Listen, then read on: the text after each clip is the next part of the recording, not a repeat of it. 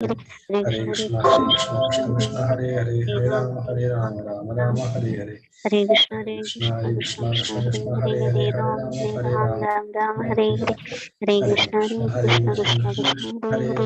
Rama Ram Ram Rama Hare Hare Hare Hare Hare Hare Krishna Krishna Hare Krishna Krishna Krishna Krishna Krishna Hare Hare Hare Hare Hare Ram Rama Hare Hare Ram Rama Ram Rama Ram Hare Hare Hare Hare Hare Krishna Hare Hare Krishna Krishna Hare Krishna Krishna Krishna Krishna Hare Krishna Hare Hare Hare Hare Ram Hare Ram Ram Ram Hare Krishna Hare Hare Krishna Krishna Hare Krishna Krishna Krishna Krishna Krishna Krishna Hare Krishna Hare Hare Hare Rama Rama Rama Hare Ram Hare Ram Hare Hare Hare Hare Krishna Krishna Krishna Hare Krishna Krishna Krishna Krishna Hare Krishna Hare Hare Rama Hare Hare Hare Rama Ram Hare Rama Ram Hare Ram Hare Ram Hare Hare Hare Krishna Hare Hare Krishna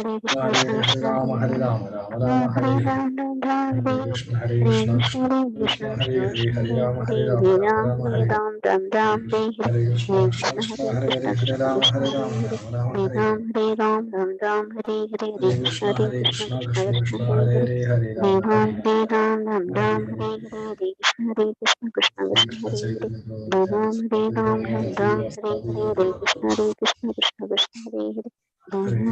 Rama Ram Rama Hare Rama Hare Ram Hare Ram Ram Hare Hare Hare Krishna Hare Hare Krishna Krishna Hare Krishna Krishna Hare Krishna Hare Krishna Rama Hare Rama Rama Rama Hare Hare Hare Ram Ram Ram Hare Hare Hare Krishna Hare Hare Krishna Krishna Krishna Hare Krishna Krishna Hare Krishna Hare Krishna Hare Hare Rama Hare Hare Rama Hare Rama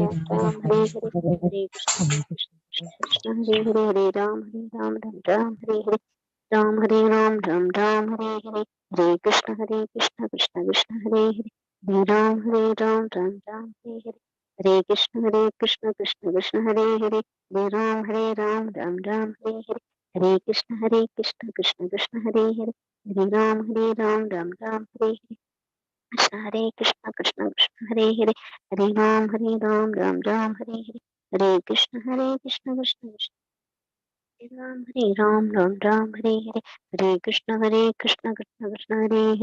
Ram Hare Ram Ram Ram Hare Hare Hare Krishna Hare Krishna Krishna Krishna Hare Hare Hare Hare Ram Hare Krishna Ram Hare Ram Ram Hare Hare Hare Hare Krishna Hare Hare Hare Krishna Rama Krishna Hare Krishna Hare Rama Hare Hare Hare Ram Hare Ram Ram Ram Hare Hare Hare Krishna Hare Krishna Krishna Krishna Hare Hare Hare Ram Hare Ram Ram Ram Hare Hare Hare Krishna Hare Krishna Krishna Krishna Hare Hare Hare Ram Hare Ram Ram Ram Hare Hare Hare Krishna Hare Krishna Krishna Krishna Hare Hare Hare Ram Hare Hare Rama, Ram Hare Ram Rama, Ram Rama Hare Rama, Hare Hare Hare, Hare Krishna Hare Hare Krishna, Krishna Krishna Hare Hare Hare Ram Hare Ram Ram Ram Hare Hare Ram Hare Ram Ram Ram Hare Hare Hare Krishna Krishna Krishna Hare Hare Hare Ram Hare Ram Ram Ram Hare Hare Hare Krishna Krishna Krishna Hare Hare Hare Ram Hare Ram Ram Ram Hare Hare Hare Krishna Krishna Krishna Hare Hare Hare Ram Hare Ram Ram Ram Hare Hare Hare Krishna Krishna Krishna Hare Hare Hare Ram Hare Ram Ram Ram Hare Hare Hare Krishna Krishna Krishna Hare Ram Ram Ram Hare Hare Hare Krishna Krishna Krishna Hare Hare Hare Ram Hare Ram Ram Ram Hare Hare Hare Krishna Krishna Krishna Hare Hare Hare Ram Hare Ram Ram Ram Hare Hare Hare Krishna Hare Hare Ram Hare Ram Ram Ram Hare Hare Hare Krishna Krishna Krishna Hare Hare Hare Ram Hare Ram Ram Ram Hare Hare Hare Krishna Krishna Krishna Hare Hare Hare Ram Hare Ram Ram Krishna Krishna Krishna Hare Hare Krishna Krishna Hare Hare Hare Ram Ram Ram Hare Hare Hare Krishna Krishna Krishna Hare Hare Hare Ram Hare Ram Hare Krishna Krishna Krishna Hare Hare Hare Ram Ram Ram Hare Hare Krishna Krishna Krishna Hare Hare Hare Ram Ram Ram Hare Hare Hare Krishna Krishna Krishna Hare Hare Hare Ram Ram Ram Hare Hare Hare Ram Hare Krishna Krishna Krishna Hare Hare Hare Ram Ram Hare Hare Hare Krishna Krishna Krishna Hare Hare Hare Ram Ram Hare Hare Hare Krishna Krishna Krishna Hare Hare Hare Ram Ram Hare Hare Krishna Krishna Krishna Hare Hare Hare Ram Ram Hare Hare Krishna Krishna Krishna Hare Hare Hare Ram Ram Hare Hare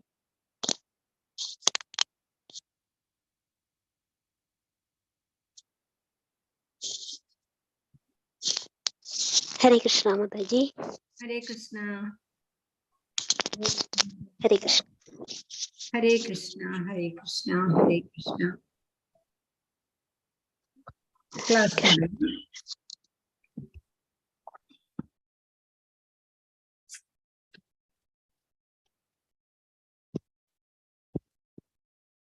Hare Krishna. Om Namo Bhagavate Vasudevaya. Om Namo Bhagavate Vasudevaya. Om Namo Bhagavate Vasudevaya. Om. ഇന്ന് ഇസ്കോൺ മാംഗ്ലൂർ നടത്തുന്ന 18 ദിവസത്തെ 18 ആഴ്ചകളിലത്തെ ഭഗവത്ഗീത ക്ലാസ്സിന്റെ 10ാമത്തെ അധ്യായമാണ്. പകുതിയിലധികമായി.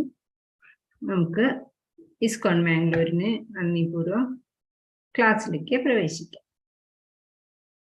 അപ്പൊ കഴിഞ്ഞ അധ്യായത്തിൽ നമ്മൾ എന്താണ് പറഞ്ഞതെന്ന് ആദ്യം നോക്കാം.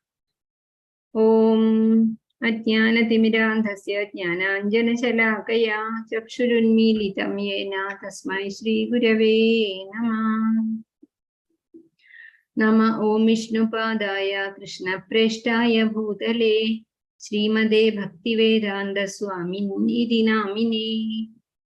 ഹേ കൃഷ്ണ കരുണാ സിന്ധോ ദീനബന്ധോ ജഗൽപദേ ഗോപേശ ഗോപികാ കാന്ത രാധാകാന്ത നമോസ്തുതേ. തപ്തകാഞ്ചന ഗൗരാംഗി രാധേ വൃന്ദാവനേശ്വരി വൃഷഭാനുസുതേ ദേവി പ്രണമാമി ഹരിപ്രിയേ. ജയ ശ്രീ കൃഷ്ണ ചൈതന്യ പ്രഭു നിത്യാനന്ദ ശ്രീ അദ്വൈത ഗദാധര ശ്രീവാസാദി ഗൗരഭക്തവൃന്ദ. ഹരേ കൃഷ്ണ കൃഷ്ണ കൃഷ്ണ ഹരേ ഹരേ, ഹരേ രാമ രാമ രാമ ഹരേ ഹരേ. ഹരേ കൃഷ്ണ കൃഷ്ണ കൃഷ്ണ ഹരേ ഹരേ, ഹരേ രാമ രാമ രാമ ഹരേ ഹരേ. ഹരേ കൃഷ്ണ കൃഷ്ണ കൃഷ്ണ ഹരേ ഹരേ, ഹരേ രാമ രാമ രാമ ഹരേ ഹരേ. ഹരേ കൃഷ്ണ. അപ്പൊ 9ാമത്തെ അധ്യായത്തില് നമ്മള് പഠിച്ചത് എന്താണ്? കൃഷ്ണകഥ ശ്രവണം, കേൾക്കലാണ് ഏറ്റവും വലിയ കാര്യം. കേട്ടിട്ടാണ് ഭഗവത് കഥകളോട് കൂടുതൽ ഇഷ്ടം വരിക. അപ്പൊ അത് ആർക്കൊക്കെയാണ് കേൾക്കാൻ യോഗ്യതയുള്ളത്, ആർക്കാണ് അയോഗ്യതയുള്ളത്? ശ്രദ്ധയും വിശ്വാസവും അതിനേക്കാൾ ഉപരി ഭക്തിയും ഉള്ളവർക്കാണ് ഭഗവത് കഥകൾ കേൾക്കാനുള്ള യോഗ്യത. അശ്രദ്ധ ഉള്ളവർക്ക് അല്ലെങ്കിൽ താല്പര്യമില്ലാത്തവർക്ക് അതൊന്നും പറഞ്ഞു കൊടുക്കാനേ പാടില്ല. അവർക്ക് അതിനുള്ള അർഹതയില്ല, അതിനവർക്കുള്ള ഭാഗ്യമില്ല. പിന്നെ പറഞ്ഞത് ഭൗതിക ലോകത്തിൽ കൃഷ്ണന്റെ അചിന്ത്യ ഭേദ അഭേദ ബന്ധങ്ങൾ അല്ലെ. അപ്പോ ഭൗതിക ലോകത്തിലെന്ന് പറയുമ്പോൾ ഈ പ്രപഞ്ചം മുഴുവനും ഭഗവാൻ അറിഞ്ഞു നിൽക്കുകയാണ് എന്ന് പറഞ്ഞു. പരമാത്മാവായിട്ട് നമ്മൾ ഓരോരുത്തരിലും ഭഗവാൻ വസിക്കുന്നു, നമ്മുടെ ഹൃദയത്തിലാണ് മാത്രരൂപനായിട്ട് ഭഗവാൻ വസിക്കുന്നു എന്ന് പറഞ്ഞു. പിന്നെ അതിൻ്റെ ഉപരിയായിട്ട് ഗോലോകത്തില് ഭഗവാന്റെ ധാമത്തിലും അവിടെ നിന്ന് സ്ഥിതി ചെയ്യുന്നു എന്ന് പറഞ്ഞു. ഭഗവാൻ നേരിട്ട് ഓരോ കാര്യത്തിൽ ഇടപെടണമെന്നില്ല. വലിയൊരു കമ്പനിയുടെ ഏറ്റവും വലിയ സ്ഥാപകനായിട്ടുള്ള ടാറ്റ, ബിർള അങ്ങനെയുള്ള ആൾക്കാര് അവര് നേരിട്ട് ഓരോ ചെറിയ ചെറിയ കാര്യങ്ങളും അന്വേഷിക്കില്ല. അതുപോലെ തന്നെ ഭഗവാൻ ഏറ്റവും മുകളിലിരുന്ന് എല്ലാത്തിനെയും നിയന്ത്രിക്കുകയാണ് ചെയ്യണത്. പിന്നെ അതുപോലെ തന്നെ ഭഗവാന്റെ സേവകര് ഭഗവാൻ തന്നെ പറയണത് പോലെ നമുക്ക് ജ്ഞാനം പകർന്നു തരും. അതാണ്. പിന്നെ ആരാധിക്കാത്തവരും ആരാധിക്കുന്നവരും ആരാണെന്ന് പറഞ്ഞു. മൂഢന്മാരെ മഹാത്മാക്കൾ എന്ന് പറഞ്ഞല്ലോ. അപ്പൊ മൂഢന്മാര് എന്ന് പറയുമ്പോൾ ഭഗവാനെ മനസ്സിലാക്കാത്ത ആൾക്കാരാണ്. മഹാത്മാക്കൾ ആരാന്നാ പറഞ്ഞത്? ഏകാഗ്രതയോടെ ഭഗവാനെ ആരാധിക്കുന്നവരാണ്. ഭഗവാനെ എങ്ങനെ ആരാധിക്കാം, എന്തുകൊണ്ടൊക്കെ ആരാധിക്കാം എന്ന് നമ്മൾ പറഞ്ഞു. പത്രം പുഷ്പം ഫലം തോയം യോമേ ഭക്തിയാ, വളരെ ഭക്തിപൂർവം പ്രേമത്തോടു കൂടിയിട്ട് ഭക്തി കൊണ്ട് ഉപഹൃതം പൊതിഞ്ഞതായിട്ട് വേണം ഭഗവാൻ എന്തും കൊടുക്കാൻ. അപ്പൊ ഭഗവാൻ അത് സ്വീകരിക്കും എന്ന് പറഞ്ഞു. അങ്ങനെ ചെയ്യുമ്പോൾ എന്താണ് അതിന്റെ ഗുണം? നമ്മളിൽ നിന്ന് പാപങ്ങളെല്ലാം വിട്ടുപോകും. നമ്മൾ ഒന്നും ചോദിക്കണ്ട, നമുക്ക് എന്താണോ നല്ലത് അത് ഭഗവാൻ വരുത്തും. അതാണ് നമ്മളുടെ നല്ലതിന് വേണ്ടിയിട്ടാണെന്ന് നമുക്ക് മനസ്സിലാവും. ഒരു സംശയവും പിന്നെ വരില്ല. പിന്നെ അവസാനത്തെ ശ്ലോകം വളരെ പ്രധാനപ്പെട്ടതായിട്ട് നമ്മൾ പഠിച്ചു. മന്മനാഭവ മദ്ഭക്തോ, അത് കാണാതെ പഠിച്ചിട്ടുണ്ടാവും എന്ന് വിചാരിക്കുന്നു. മദ്യാജീ മാം നമസ്കുരു മാമേ വൈശ്യസി യുക്ത്വൈവം ആത്മാനം മത്പരായണ. എന്നെ ഭക്തിയോടുകൂടി പൂജിക്കുക, എൻ്റെ ഭക്തനാവുക, എന്നെ നമസ്കരിക്കുക. ഇങ്ങനെയൊക്കെ ചെയ്താല് എൻ്റെ പരായണന്മാരുടെ, എൻ്റെ ഏറ്റവും വലിയ ആളായിട്ട് നിങ്ങൾ മാറും.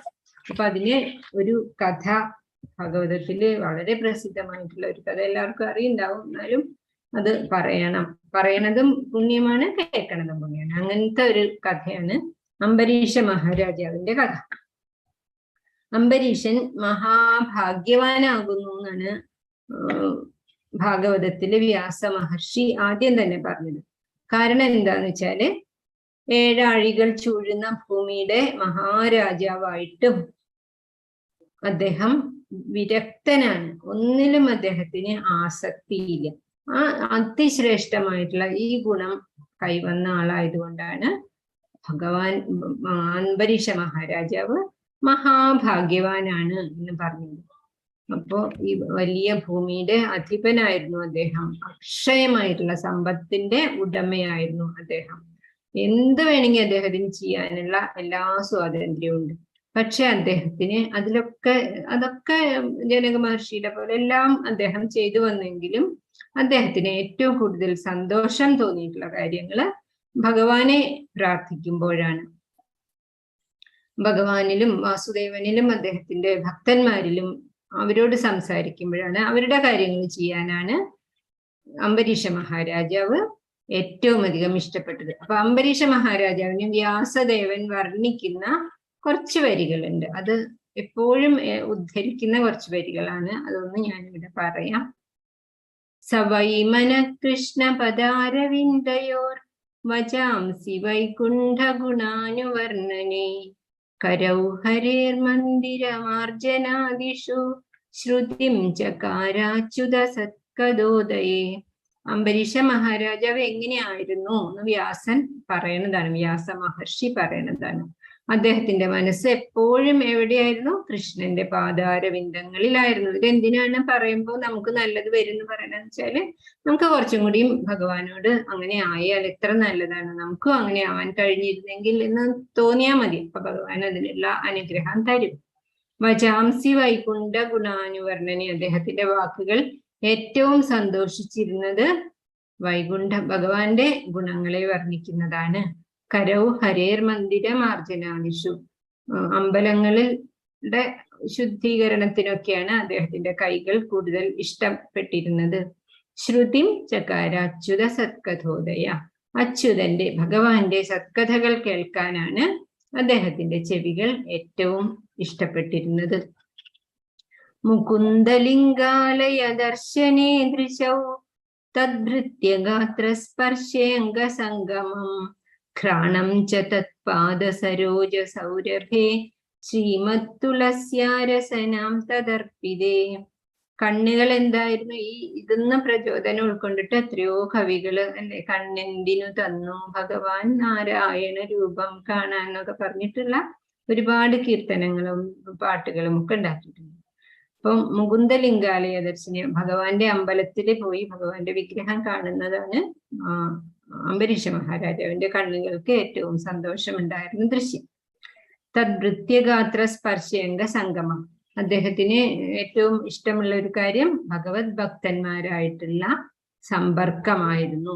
ഘ്രാണം ച തത്പാദ സരോജ സൗരഭേ ശ്രീമത് തുളസ്യ, പാദത്തിൽ വീണിട്ടുള്ള ഒരു തുളസിപ്പൂ മണക്കുന്നതാണ് അദ്ദേഹത്തിന്റെ മൂക്കുകൾക്ക് ഏറ്റവും ഇഷ്ടം ഉണ്ടായിരുന്നത്, സന്തോഷം ആനന്ദം കൊടുത്തിരുന്നത്.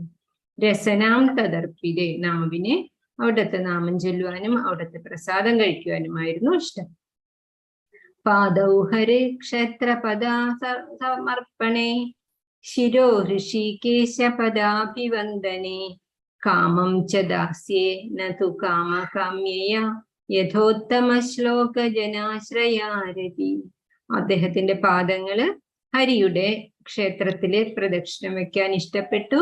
അദ്ദേഹത്തിന്റെ ശിരസ് ഋഷികേശ പദാഭിവന്ദനെ, ഭഗവാന്റെ കാൽക്കൽ നമസ്കരിക്കാനാണ്. മഹാരാജാവാണ്. കാമം ച ദാസ്യേ നതു കാമകാമേയ, ഏറ്റവും ഇഷ്ടം എന്തായിരുന്നു? ഇഷ്ടമുള്ള വസ്തുക്കൾ കിട്ടണേനല്ല, ഭഗവാന്റെ ദാസ്യത്തിനായിരുന്നു.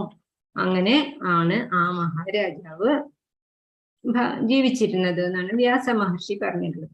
അങ്ങനെ അത്യാശ്ചര്യകരം എന്ന് തന്നെ പറയാം. അങ്ങനെയുള്ള ഭക്തിയോട് കൂടിയിട്ട് മഹാഭാഗ്യവാനായിട്ട് ആ രാജാവ് 7 ആഴികൾ ചൂഴുന്ന രാജ്യം ഭൂമി ഭരിച്ചുകൊണ്ടിരിക്കുകയായിരുന്നു. അങ്ങനെ സരസ്വതി നദിയുടെ തീരത്ത് ഒരു യാഗങ്ങൾ എപ്പോഴും ഇദ്ദേഹം നടത്താറുണ്ട്.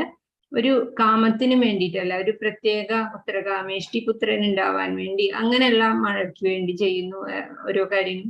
അങ്ങനെയല്ല, വെറുതെ അതിന്റെ ഒരു ആനന്ദത്തിന് വേണ്ടിയിട്ട്, ഭഗവാനോട് ഉള്ള ഒരു സ്നേഹത്തിന് വേണ്ടിയിട്ടാണ് അദ്ദേഹം അത് ചെയ്തിരുന്നത്.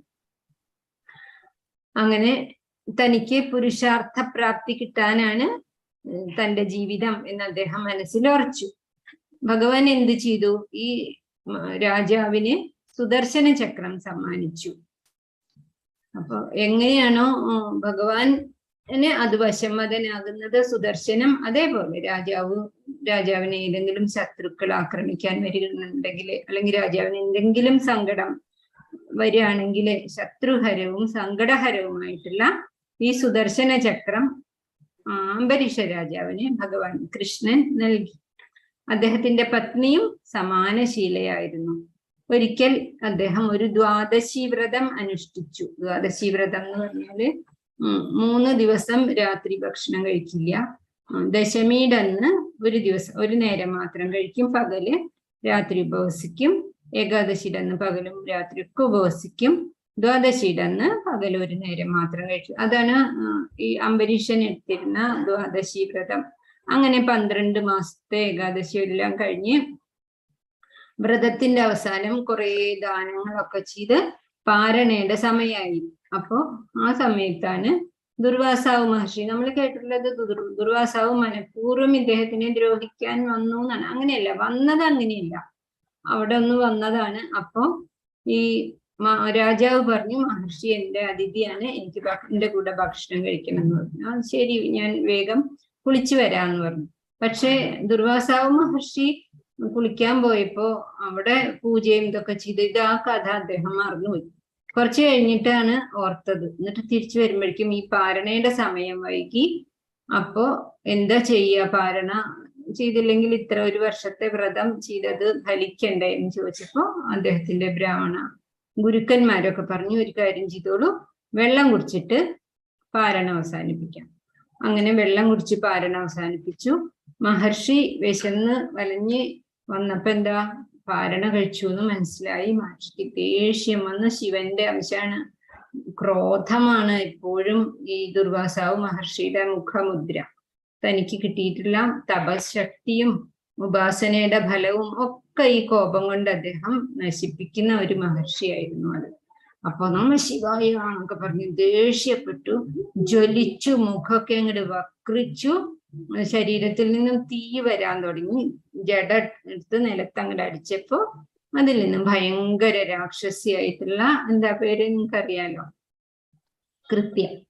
കൃത്യ പുറത്തു വന്നു. കൃത്യ ഉഗ്ര രൂപിണിയായിരുന്നു. കൃത്യ ഓരോ കാല് വെക്കുമ്പോഴും ഭൂമി ഇളകിയിരുന്നു ഉത്തരം, അത്ര ഭയങ്കര. അല്ലെങ്കിലും ഭൂമി ദേവിക്ക് സമുദ്രമോ പർവ്വതമോ ഒന്നുമല്ല ഭാരം, ദുഷ്ടന്മാരാണ്, അധർമ്മികളാണ് എന്ന് പറഞ്ഞിട്ടുണ്ടല്ലോ. അങ്ങനെ കൃത്യ നടന്ന് ദുർവാസാവിനെ പിടിച്ചു തിന്നാനായിട്ട് വന്നപ്പോഴേക്കും സുദർശന ചക്രം കൃത്യയെ അടുത്തേക്ക് പോയത് കൃത്യ ദഹിച്ചു പോയി. പിന്നെ എന്താ ചെയ്തത്, സുദർശന ചക്രത്തിന് ഈ അനീതി കണ്ടിട്ട് സഹിക്കാൻ പറ്റുന്നില്ല, ദുർവാസാവിന്റെ പിന്നാലെ പോയി. ദുർവാസാവ് ഓടാൻ തുടങ്ങി. എല്ലാ മഹാമേരു പർവ്വതത്തിന്റെ ഗുഹകളിലും സമുദ്രത്തിന്റെ ഉള്ളിലും കാടുകളിലും ഒക്കെ പോയി ഒളിച്ചു. എവിടെ നിന്ന് കണ്ണ് തുറന്നു നോക്കുമ്പോഴും സുദർശനമാണ് മുന്നിൽ നിൽക്കുന്നത് ദഹിപ്പിക്കാനായിട്ട്. അപ്പൊ പിന്നെ ഓടിപ്പോയിട്ട് ബ്രഹ്മാവിനോട് പറഞ്ഞു, അങ്ങ് എല്ലാവരുടെയും പിതാവല്ലേ, എന്റെയും പിതാവല്ലേ, എന്നെ രക്ഷിക്കൂ എന്ന് പറഞ്ഞു.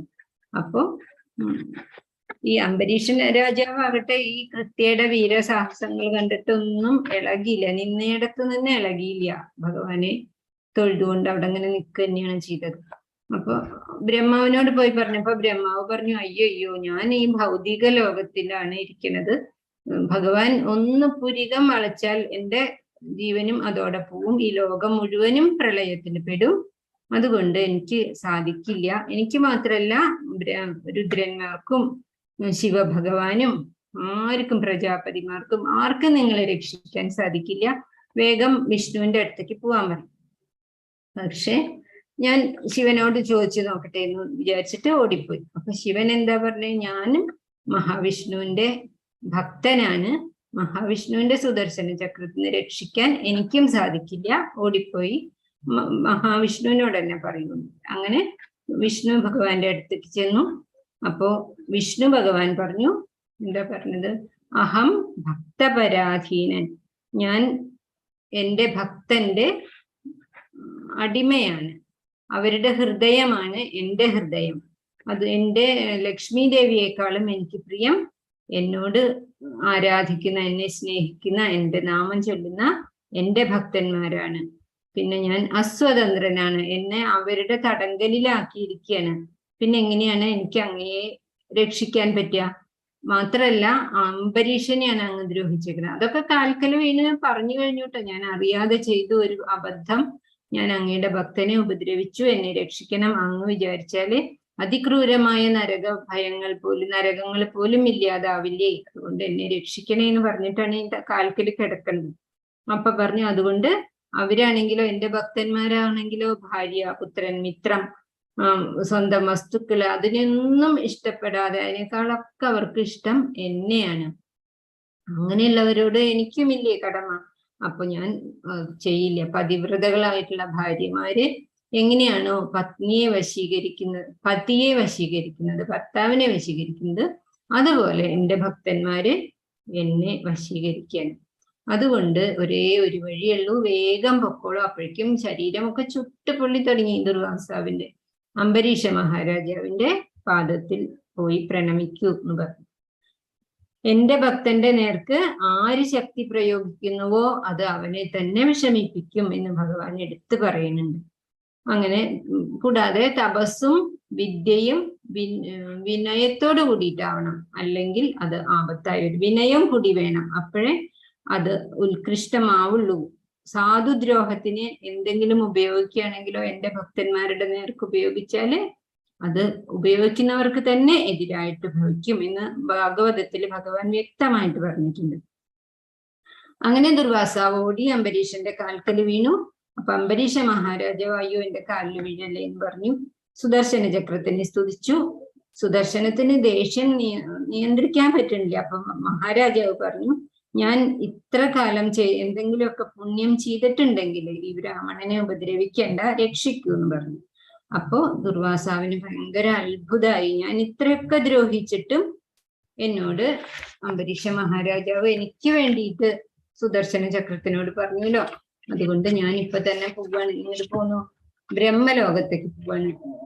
ഈ വിശേഷപ്പെട്ട രാജാവിന്റെ കഥ അവിടെ ഉള്ളവരൊക്കെ അറിയട്ടെ, അതിനു വേണ്ടിയിട്ട് ഞാൻ പോവാണ്.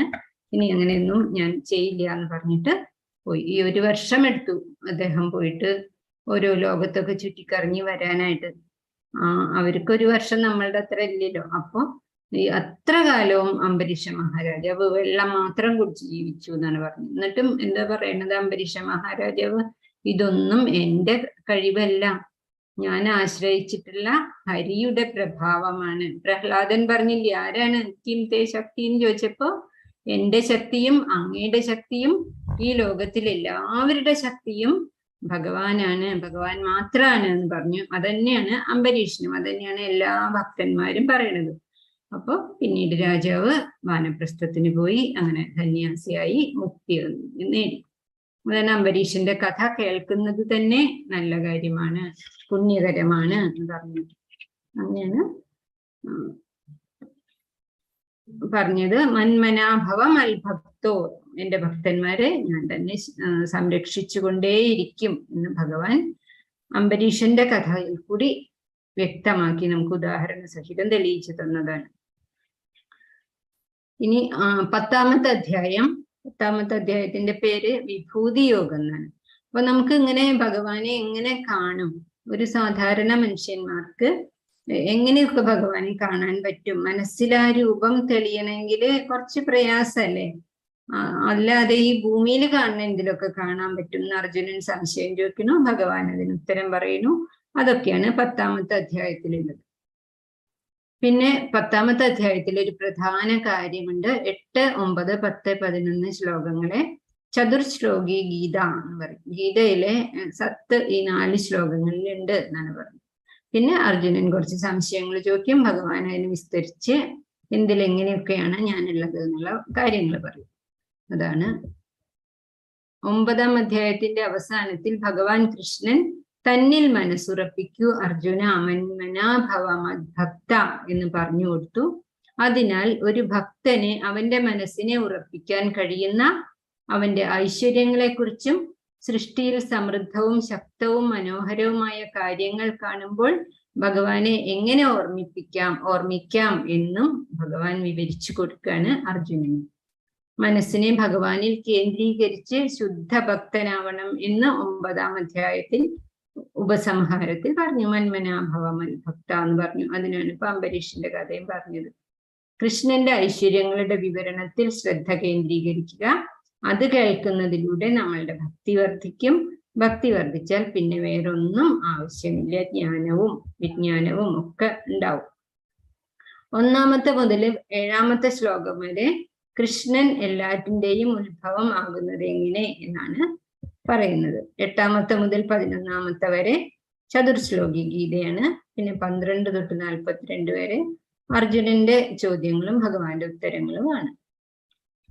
അപ്പൊ 1 മുതൽ 3 വരെയുള്ള ശ്ലോകാണ് കൃഷ്ണൻ ആരാണ്, പരമദിവ്യോത്തമ പുരുഷൻ അരുളി ചെയ്തു.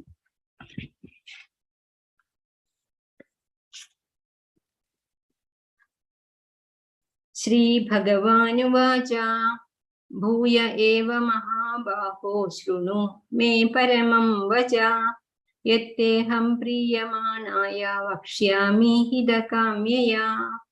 മഹാബാഹോ, അർജുന, നിനക്ക് എന്നിൽ പ്രിയമുണ്ട് എന്ന് എനിക്ക് മനസ്സിലായി. അതുകൊണ്ട് ഞാൻ പറയുന്നത് കേൾക്കാൻ ഇപ്പോൾ തയ്യാറായിട്ടുള്ള ഒരു മനസ്സാണ് നിനക്കുള്ളത്. അതുകൊണ്ട് വീണ്ടും പറയാണ് ഈ രഹസ്യമായിട്ടുള്ള കാര്യം. എന്റെ വാക്കുകൾ നിന്റെ ഹിതത്തിനാണ്, ഹിതകാമ്യയ ആണ്, അത് കേട്ടുകൊള്ളുക എന്ന് പറയുന്നു. അപ്പോ അർജുനൻ ഭഗവാന് ഹിതം അറിയുന്ന ആളാണ്. ഇതാര് അപ്പുറത്തുപ്പുറത്തും ഇരിക്കുന്നത്? ഉയരത്തിലെ പീഠത്തിൽ കയറിയിരിക്കുന്ന ആള് ദുര്യോധനനും കാലിന്റെ അവിടെ കുനിഞ്ഞ് ഭക്തിപൂർവ്വം ഇരിക്കുന്ന ആള് അർജുനനുമാണ്. യുദ്ധസമയത്ത് കൃഷ്ണനെ ക്ഷണിക്കാൻ പോയത്. അതാണ് ആ ചിത്രം. അപ്പോ നീ എന്റെ സുഹൃത്തായതുകൊണ്ട് നിന്റെ നന്മയ്ക്കായി ഇനിയും ഞാൻ ഉപദേശിച്ചു തരാം. അർജുന കേട്ടോളൂ എന്ന് പറയാണ്. അർജുനനോട് മാത്രല്ല അദ്ദേഹം പറയുന്നത്, സാധാരണക്കാരായിട്ടുള്ള നമുക്ക് എല്ലാവർക്കും വേണ്ടിയിട്ടുള്ളതാണ്. അർജുനന്റെ യോഗ്യതയായിട്ട് അദ്ദേഹം പറയുന്നത് കേൾക്കാനുള്ള ഇഷ്ടം, ആകാംക്ഷയാണ്. ഇപ്പൊ വ്യത്യസ്തമായിട്ടുള്ള തന്റെ ശക്തികളെ കുറിച്ചും എങ്ങനെയാണ് അതൊക്കെ പ്രവർത്തിക്കുന്നതിനെ കുറിച്ചൊന്നും അദ്ദേഹം പറഞ്ഞു. പിന്നെ ഭക്തി സ്ഥാപിക്കാൻ തന്റെ വ്യത്യസ്തമായ ശക്തികൾ എങ്ങനെ ആണെന്ന് നമുക്ക് മനസ്സിലാക്കി തരുന്നു. നിർദ്ദിഷ്ട ഐശ്വര്യങ്ങളെ കുറിച്ചും ഭഗവാന്റെ പ്രവർത്തനത്തിനെ കുറിച്ചും രഹസ്യമായിട്ടുള്ള, അതീവ രഹസ്യമായിട്ടുള്ള ജ്ഞാനവും ഭഗവാൻ പറഞ്ഞു. ശ്രവണത്തിനോടുള്ള ഇഷ്ടം ആണ് അതിനുള്ള യോഗ്യത. കൃഷ്ണാവബോധം ലഭിക്കണമെന്ന് ആകാംക്ഷയുള്ളവർ തമ്മിൽ മാത്രം പ്രഭാഷണ പാഠങ്ങൾ നടക്കുക. കേൾക്കാൻ താല്പര്യമുള്ളവരോടാണ് പറയേണ്ടത്. നമേ വിദുസുരഗണ പ്രഭവം നാമ ഹർഷയ അഹം ആദിർഹി ദേവാനാം മഹർഷീനാം ച സർവശ. എന്റെ ഉൽപ്പത്തി, വിഭൂതി എന്നിവയെ പറ്റി ദേവന്മാർക്കോ ഋഷികൾക്കോ പോലും അറിഞ്ഞുകൂടാ. പിന്നെ നമുക്കറിയോ, ഏതു വിധത്തിലായാലും അവരുടെ എല്ലാം ഉത്ഭവസ്ഥാനം ഞാനാണ്. ഇതാരാ? ഈ കാരാഗൃഹത്തിൽ തടവിൽ കിടക്കണ ആള് ദേവകിയാണ്. ദേവകിയുടെ കുട്ടിയെ കാണാനായിട്ട് ആകാശത്ത് എല്ലാവരും അണിനിരന്നു, പുഷ്പവൃഷ്ടി ചെയ്യാനും ഒക്കെ ആയിട്ട്. കണ്ണിന് ഏറ്റവും അമൃതായിട്ടുള്ള ഉണ്ണികൃഷ്ണന്റെ രൂപം കണ്ണുകൊണ്ട് കാണാനായിട്ട് എല്ലാവരും വന്ന് നിൽക്കുന്നതാണ് അത്. അപ്പൊ ഇവർക്കൊന്നും അറിഞ്ഞുകൂടാ. അല്ലെങ്കിൽ അവർ ഈ ബ്രഹ്മാവൊക്കെ പരീക്ഷിക്കാൻ ചെല്ലോ, അല്ലെങ്കിൽ ഇന്ദ്രദേവൻ ഗോവർദ്ധനോദ്ധാരണത്തിനൊക്കെ ഇടവരുത്തോ? അവർക്ക് വിശ്വാസം പോരാ, അവർക്ക് പോലും അറിഞ്ഞുകൂടാ ഭഗവാന്റെ കാര്യങ്ങൾ. നമ്മേ വിദു സുരഗണ, സുരഗണങ്ങൾക്ക് പോലും എന്നെ അറിഞ്ഞുകൂടാ. പിന്നെ പരമാത്മാവായ എന്റെ ഉൽപ്പത്തിയെ കുറിച്ച് ദേവന്മാരോ ഋഷികളോ പോലും അറിയുന്നില്ല. കാരണം അവരുണ്ടായിട്ടുള്ളതും എന്നിൽ നിന്ന് തന്നെയാണ്. യോ മാം അജം അനാദിം ച, ഞാൻ അജനാണ്, ജനിക്കാത്തവരാണ്, അനാദിയാണ്, എനിക്ക് ആദ്യമില്ല, ഞാനാണ് ഏറ്റവും ആദ്യം ഉണ്ടായത്. അപ്പൊ നമ്മളൊക്കെ പറയും നമ്മളുടെ പിതാവ് ആരാണ്? ബ്രഹ്മാവ് അല്ലെ? നമ്മളെയൊക്കെ സൃഷ്ടിച്ചത് ബ്രഹ്മാവാണെന്ന് പറയും. ആ ബ്രഹ്മാവിനെ ആരാണ് സൃഷ്ടിച്ചത്? ബ്രഹ്മാവിനെ ഭഗവാൻ വിഷ്ണുവിന്റെ നാഭിയിൽ നിന്നുണ്ടായിട്ടുള്ളതാണ്. അപ്പൊ അതുകൊണ്ടാണ് ഞാനാണ് ഏറ്റവും ആദ്യത്തെ ആള് എന്ന് പറയുന്നത്. അസമ്മൂഢ സമർത്ഥ്യേഷു സർവപാപൈ പ്രമുച്യതേ. ജനിക്കാത്തവനും ആദിയും അന്തവും ഇല്ലാത്തവനും എല്ലാ ലോകങ്ങളുടെയും നിയന്താവായ മഹേശ്വരനുമാണ് ഞാൻ എന്നറിയുന്നവനാണ് മനുഷ്യരിൽ വിവേകി. അവൻ എല്ലാ പാപങ്ങളിൽ നിന്നും മുക്തനായിത്തീരുന്നു. പിന്നെ 4-ാമത്തെയും 5-ാമത്തെയും ശ്ലോകം ബുദ്ധിർജ്ഞാനം അസമ്മോഹം ക്ഷമ സത്യം ദമം ശമ സുഖം ദുഃഖം ഭവോ അഭാവോ ഭയം ച അഭയമേവ ച അഹിംസ സമതാ തുഷ്ടി തപോദാനം യശോ യശ ഭവന്തി ഭാവാ ഭൂതാനാം മത്ത ഏവ പൃഥഗ്വിദ. നാനാരൂപത്തിലുള്ള ഭാവങ്ങളും എന്നിൽ തന്നെയാണ്. എൻ്റെ അനുമതിയോടുകൂടിയാണ് ഇതൊക്കെ നിങ്ങൾക്ക് കിട്ടുന്നത്. നമുക്ക് തരണ ബുദ്ധി ഭഗവാൻ തരുന്നത് നല്ല ഏതാണ് ചീത്ത ഏതാണെന്ന് നമുക്ക് തിരിച്ചറിയാനുള്ള ഒരു വിവേകം, അതുമൂലം നമുക്കുണ്ടാവുന്ന ബോധം, ഇതുമൂലമുള്ള എന്തിനേയും ക്ഷമയോടെ നേരിടാനുള്ള കഴിവ്, കാപട്യമില്ലായ്മ, ഇന്ദ്രിയ നിഗ്രഹം, ഏകാഗ്രത, സുഖം ദുഃഖം, ഉണ്മ ഇല്ലായ്മ, ഭയമില്ലായ്മ, അഹിംസ, സമഭാവന, ഇതൊക്കെ നമുക്ക് വായിച്ചാൽ മനസ്സിലാവും. ഇങ്ങനെയുള്ള എല്ലാ ഭാവങ്ങളും എന്നിൽ നിന്ന് തന്നെ രൂപം കൊണ്ടതാണ്. ഈ എല്ലാ ഗുണഗണങ്ങളും ഞാൻ തന്നെയാണ് സൃഷ്ടിച്ചത്. അപ്പൊ ഇതില് അപകീർത്തി ഞാനാണ്, വഞ്ചന ഞാനാണ് എന്നൊക്കെ പറയുന്നുണ്ട്. അപ്പൊ ഓരോ സ്ഥലത്തും എന്താണോ പ്രയോഗിക്കേണ്ടത് അതനുസരിച്ച് ഭഗവാൻ, ഇപ്പോ രാവണനായാലും ഹിരണ്യകശിപു ഒക്കെ ആയാലും അവര് വഞ്ചന കാണിച്ച് അവരെ ജയിക്കാൻ പറ്റുള്ളൂ, അല്ലെങ്കിൽ അവരെ നശിപ്പിക്കാൻ പറ്റുള്ളൂ. അപ്പൊ ഭഗവാൻ ആ രംഗം അങ്ങനെ സൃഷ്ടിച്ചു അല്ലെ. എന്നെ ആരും വധിക്കരുത് എന്ന് പറഞ്ഞപ്പോ അദ്ദേഹം മനുഷ്യനുമല്ല മൃഗവുമല്ലാത്തൊരു രൂപത്തിലാണ്. അതൊരു വഞ്ചന തന്നെയല്ലേ, അങ്ങനെയാണ് പറയുന്നത്. അല്ലാതെ മറ്റുള്ളവരെ വഞ്ചിക്കുന്നത് ഞാനാണ് എന്നല്ല ഭഗവാൻ ഇവിടെ പറയുന്നത്. ദേവകിക്ക് ജനിക്കുന്ന കുട്ടിയെ കാണാനായിട്ട് എല്ലാവരും വന്നു. അപ്പൊ ഭഗവാനെ അറിഞ്ഞുകൂടാ, ഭഗവാന്റെ വിഭൂതികളെ മാത്രമേ ഇവർക്കും അറിയുള്ളൂ. നമ്മൾ സമുദ്രം എന്താണെന്ന് നമ്മൾ കാണുന്നില്ല, നമ്മള് അതിന്റെ മുകളിലുള്ള കുമിളകളെ അല്ലെങ്കിൽ അതിലെ തിരമാലകളെ കണ്ട് നമ്മൾ ഇതാണ് സമുദ്രം എന്ന് വിചാരിക്കുകയാണ്. അതിന്റെ അടിയിൽ അതിഗംഭീരമായിട്ടുള്ള സമുദ്രമുണ്ട്. അതുപോലെ ഈ ഓരോ വിഭൂതി കാണുമ്പോഴും അതിന്റെ അടിയില് ഭഗവാൻ ഉണ്ട്, ഭഗവാൻ കൃഷ്ണൻ ഉണ്ട് എന്നുള്ളത് മനസ്സിലാക്കണം എന്നാണ് പറയുന്നത്. ഇതിൽ കുറെ ഭഗവാന്റെ ഗുണഗണങ്ങൾ നമുക്ക് തന്നിട്ടുള്ള കാര്യങ്ങളെ പറ്റി പറഞ്ഞു. അത് ഓരോന്നിനെയും പറ്റി ഇവിടെ പറയണം. ബുദ്ധി എന്ന് പറഞ്ഞാൽ എന്താണ്? വസ്തുതകളെ ശരിയായ കാഴ്ചപ്പാടിലൂടെ വിശകലനം ചെയ്തറിയാനുള്ള കഴിവാണ് ബുദ്ധി. ജ്ഞാനം എന്ന് പറഞ്ഞാൽ എന്താണ്? ആത്മാവെന്ത് ജഡമെന്ത് എന്നറിയുന്നതാണ് ജ്ഞാനം. 2-ാം അധ്യായത്തിൽ വിശദമായിട്ട് പറഞ്ഞല്ലോ. സർവകലാശാല വിദ്യാഭ്യാസം കൊണ്ടോ അല്ലെങ്കിൽ PhD അങ്ങനെയുള്ള ഡിഗ്രികൾ കിട്ടിയാലോ ഒന്നും ഈ ജ്ഞാനം ആവില്ല. അതല്ല, അതൊരു അറിവാണ്, ഭൗതികമായ അറിവാണ് അത്. ഈ ശങ്കരാചാര്യര് പറഞ്ഞിട്ട് കാലൻ വന്ന് വിളിക്കുമ്പോ നഹി രക്ഷതി ഡുഗ്രിഞ്ഞ് കരണേ എന്ന് പറഞ്ഞു. നമ്മളുടെ അറിവുണ്ട്, എനിക്ക് ഇത്രയും അറിവുണ്ട്, കാല എന്നെ തൊടാൻ പറ്റില്ല എന്നൊന്നും പറയാൻ പറ്റില്ല. അതുകൊണ്ട് ആ ഭൗതികമായ അറിവ് മാത്രം പോരാ. ആത്മാവ് എന്താണ് നമ്മുടെ ജീവിതത്തിന്റെ ലക്ഷ്യം എന്നറിയണം. അതിനെയാണ് ജ്ഞാനം. ബാക്കിയൊക്കെ അജ്ഞാനമാണ്. സംശയമില്ലായ്മ, അസമ്മോഹം, ഒന്നിലും നമുക്ക് സങ്കോചമില്ല. ആധ്യാത്മികതയാണ് നല്ലത് എന്നുള്ളതിന് ഒരു സംശയവുമില്ല. പിന്നെ ക്ഷമ, മറ്റുള്ളവരോട് ക്ഷമിക്കണം. കാരണം എന്താ? അവരിലും ഉള്ളത് ഭഗവാൻ തന്നെയാണ്. അപ്പൊ അവര് തരണ മാനവും അപമാനവും ഒന്നും നമുക്കൊരു പ്രശ്നമാവില്ല, ആർക്കും ഒരു ബുദ്ധിമുട്ടും ഉണ്ടാക്കില്ല. പിന്നെ ദമം ശമം. ദമം എന്ന് പറഞ്ഞാൽ ഇന്ദ്രിയങ്ങളെ നിയന്ത്രിക്കുക. ആവശ്യമില്ലാതെ സ്വന്തം സുഖാനുഭവങ്ങൾക്ക് വേണ്ടി ഇന്ദ്രിയങ്ങൾ ഉപയോഗിക്കാതിരിക്കണം. പിന്നെ ദമം, അതാണ് ദമം, ഇന്ദ്രിയ സംയമം. ശമം എന്ന് പറഞ്ഞാല് അതുപോലെ തന്നെ മനസ്സിനെ നിയന്ത്രിക്കണം. അതാണ് ഏറ്റവും ബുദ്ധിമുട്ട്. വായോരിവ ദുർഗ്രഹം പറഞ്ഞില്ലേ, വായുവിനെ നിയന്ത്രിക്കുന്നതിനേക്കാളും വിഷമമാണ് മനസ്സിനെ നിയന്ത്രിക്കാൻ. ആ മനോനിയന്ത്രണത്തിനാണ് ശമം എന്ന് പറയുക. അനാവശ്യ ചിന്തകളിൽ നിന്നും മനസ്സിനെ മാറ്റി നിർത്തണം.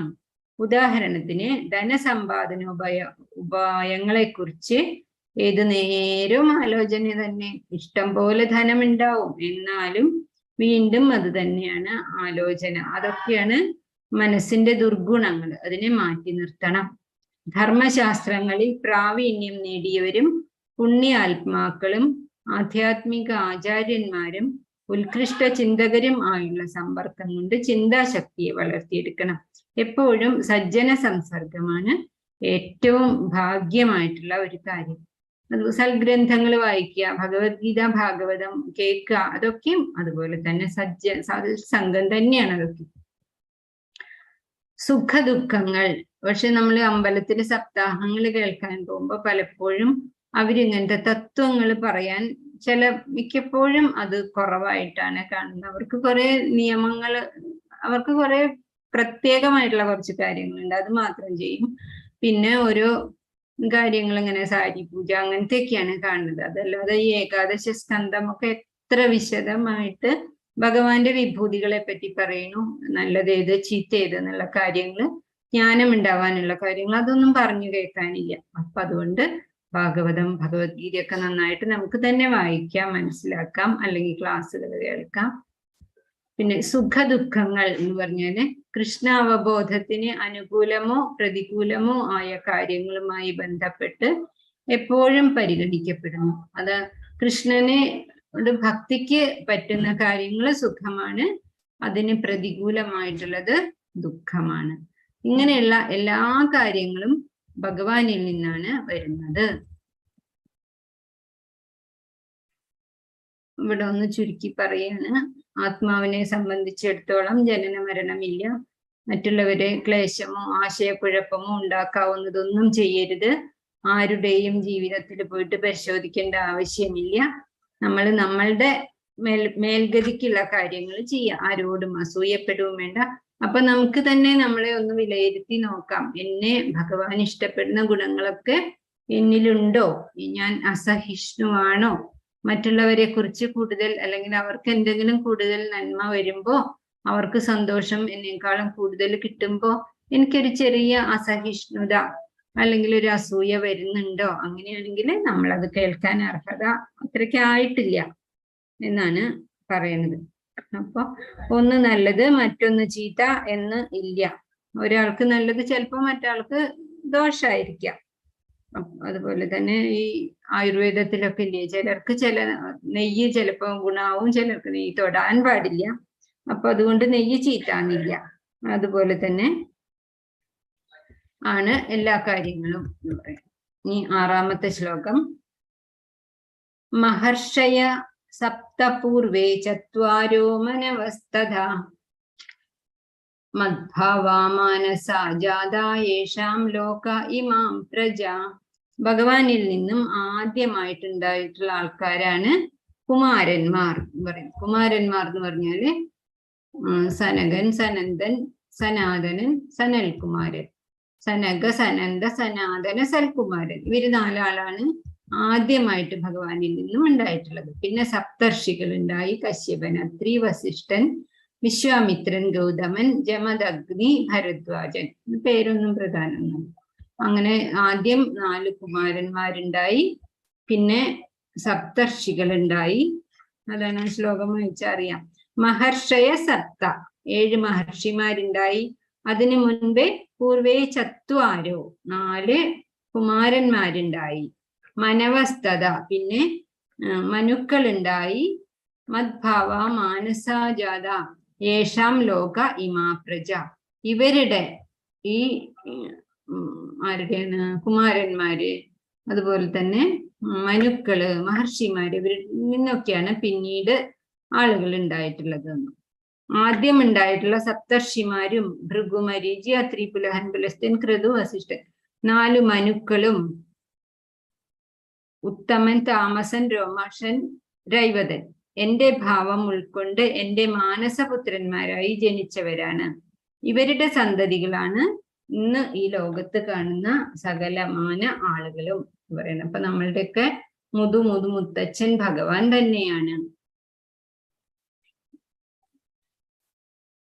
പ്രപിതാമഹൻ എന്ന് ഭഗവാനെ പറയുന്നത് അതാണ്. ബ്രഹ്മാവും ശിവനും പോലും ഭഗവാനിൽ നിന്നാണ് ഉണ്ടായത്. ബ്രഹ്മാവ് ഭഗവാന്റെ നാഭിയിൽ നിന്നുണ്ടായി, രുദ്രൻ, ശിവൻ ഭഗവാന്റെ നെറ്റിയിൽ നിന്നും ഉണ്ടായി.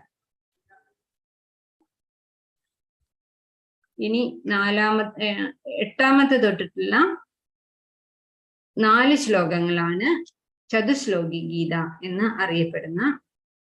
ഭഗവാൻ പറയാൻ ഉദ്ദേശിക്കുന്ന കാര്യങ്ങൾ ചുരുക്കി പറയണം. 4 ശ്ലോകാണ്.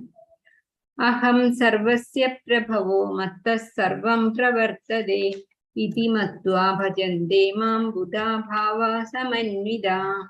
ഞാൻ എല്ലാറ്റിൻ്റെയും ഉറവിടമായ പരമാത്മാവാണ്.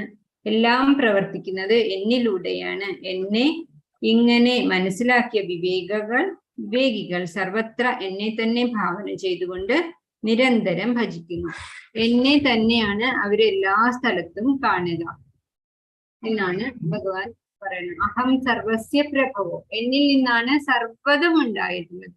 ഭഗവാന്റെ ഒരു നിശ്വാസത്തിൽ നിന്ന് അല്ലെങ്കിൽ ഭഗവാന്റെ ഒരു വിയർപ്പ് തുള്ളിയിൽ നിന്നാണ് എണ്ണമറ്റ പ്രപഞ്ചങ്ങൾ തന്നെ ഉണ്ടായിട്ടുള്ളത്. ആ പ്രപഞ്ചത്തിന്റെ ഉള്ളിലാണ് പിന്നെ അങ്ങനത്തെ എത്രയോ കോടിക്കണക്കിന് പ്രപഞ്ചങ്ങളിൽ ഒന്ന് മാത്രമാണ് നമ്മൾ വസിക്കുന്ന പ്രപഞ്ചം. അപ്പൊ ഭൗതിക ആധ്യാത്മിക ലോകങ്ങളുടെ ഒക്കെ ഉറവിടം ഞാനാണ്. എല്ലാം എന്നിൽ നിന്നാണ് ഉണ്ടായിട്ടുള്ളത്. ഇത് പൂർണ്ണമായി അറിയുന്ന ബുദ്ധിമാന്മാർ എന്റെ സേവനത്തിൽ ഏർപ്പെടുകയും എന്നെ ഉള്ളഴിഞ്ഞ് ആരാധിക്കുകയും ചെയ്യും. അപ്പോ നമ്മള് 1ാമത്തെ ചതുശ്ലോകി ഗീതയിലെ ആദ്യത്തെ ശ്ലോകം ഇതാണ്. ഭഗവാനാണ് സർവ്വതിന്റെയും പ്രഭവം. അത് ഉറച്ചു വിശ്വസിക്കണം. മത്തഃ സർവം പ്രവർത്തതേ, ഉൽപ്പത്തിയും പ്രവർത്തനവും ലയിക്കുന്നതും ഒക്കെ ഭഗവാനിൽ തന്നെയാണ്. ഭഗവാൻ ഇല്ലെങ്കിൽ നമ്മൾക്ക് ഒരു ശ്വാസം ഉള്ളിൽ കിട്ടത് പുറത്തേക്ക് വിടാൻ പോലും ഉള്ള ശക്തി നമുക്കില്ല. നമ്മളുടെ ഉള്ളിൽ എന്തൊക്കെയാണ് നടക്കുന്നത്, അല്ലെങ്കിൽ നമ്മളുടെ തലയുടെ പിൻഭാഗം പോലും നമുക്ക് കാണാൻ പറ്റുന്നില്ല. ഒരു കാര്യവും അറിയില്ല നമുക്ക്. അപ്പൊ ഇതൊക്കെ വിശ്വസിക്കുന്നതിന് ഒരു മടിയും ഉണ്ടാവാൻ പാടില്ല. അപ്പൊ നമ്മള് സൾഫ്യൂരിക് ആസിഡിൽ എന്താണ് അതൊന്നും നമുക്കറിയില്ല. എന്നാലും നമ്മള് ഹൈഡ്രജൻ ഉണ്ട്, സൾഫർ ഉണ്ട്, ഓക്സിജൻ ഉണ്ട്, അതൊക്കെ നമ്മൾ വിശ്വസിക്കല്ലേ. വെള്ളത്തില് ഇത് H2 ആണ്, O ആണ്. അതുപോലെ തന്നെ യുദ്ധത്തിൽ ആരൊക്കെ പങ്കെടുത്തു, ആരൊക്കെ ജയിച്ചു, അതൊക്കെ നമ്മൾ ഒന്നും വേണ്ട. പരസ്യം തന്നെ TV-യിലൊക്കെ എപ്പോഴും വരുന്ന പരസ്യങ്ങളിൽ പോലും നമ്മൾ വിശ്വസിക്കാണ്. പിന്നെ ഭഗവാന്റെ വാക്ക് പറയുമ്പോൾ എന്തിനാണ് വിശ്വസിക്കാൻ മടിക്കുന്നത്? അത് പാടില്ല. നമ്മൾ വിശ്വസിക്കുക തന്നെ വേണം. നമ്മളുടെ നന്മയ്ക്കായിട്ടാണ് ഭഗവാൻ രഹസ്യമായിട്ടുള്ള ഈ കാര്യങ്ങൾ പറഞ്ഞു തരുന്നത്. അല്ലാതെ ഭഗവാൻ ഒന്നിനും വേണ്ടിയിട്ടല്ല, ഞാനാണ് വലുത് സ്ഥാപിക്കാനല്ല, നമുക്ക് അറിവുണ്ടാവാൻ വേണ്ടി മാത്രമാണ്. എല്ലാം എന്നിൽ നിന്നാണ് ഉണ്ടായത്. ഇത് പൂർണ്ണമായി അറിയുന്ന ബുദ്ധിമാന്മാർ, ഇത് അറിയുന്നവരെയാണ് ഭഗവാൻ ബുദ്ധിയുള്ളവർ എന്ന് പറയുന്നത്. എന്റെ സേവനത്തിൽ ഏർപ്പെടും, എന്നെ ആരാധിക്കും. ഭഗവാന്റെ സേവനം എന്ന് പറഞ്ഞാല് നമ്മളുടെ സഹജീവികൾക്ക് തന്നെ സേവനങ്ങൾ ചെയ്യുക, ഭഗവാന്റെ നാമം ചൊല്ലുക. അങ്ങനെ നാമം ചൊല്ലി നമ്മളുടെ ബുദ്ധി തെളിയും. അപ്പൊ നമുക്ക് എന്താണ് ഓരോ സമയവും വേണ്ടത് എന്ന് നമുക്ക് മനസ്സിലാവും. കൃഷ്ണനാണ് എല്ലാ ഭൗതിക ആധ്യാത്മിക ലോകങ്ങളുടെയും ഉറവിടം. ഇതറിഞ്ഞാൽ എന്താണ് ഉണ്ടാവുക? കൃഷ്ണനെ നമ്മൾ ആരാധിക്കും. നമുക്ക് എപ്പോഴും നല്ല കാര്യങ്ങൾ തന്നെ തോന്നും. അതനുസരിച്ച് പ്രവർത്തിക്കാനും സാധിക്കും. അടുത്ത ശ്ലോകത്തിന്റെ അർത്ഥം ചതുശ്ലോകിയിലെ 2ാമത്തെ ശ്ലോകാണ്. മച്ചിത്ത മദ്ഗത പ്രാണാബോധയന്ത പരസ്പരം കഥയന്തശ്ച മാം നിത്യം തുഷ്യന്തി ചാരമന്തി ച. അപ്പൊ ഭഗവാനെ അറിയലാണ് ഏറ്റവും വലിയ ബുദ്ധിമാന്റെ ലക്ഷണം എന്ന് പറഞ്ഞു, അല്ലെങ്കിൽ ഏറ്റവും വലിയ സൗഭാഗ്യം അതാണ് എന്ന് പറഞ്ഞു. അംബരീഷ മഹാരാജാവ് അതല്ലേ ചെയ്തിരുന്നത്. അതിലാണ് അദ്ദേഹം ഏറ്റവും അധികം ആനന്ദം കണ്ടെത്തിയിരുന്നത്. ഇനി അങ്ങനെയുള്ള ആൾക്കാരുടെ സ്വഭാവമാണ് പറയുന്നത്.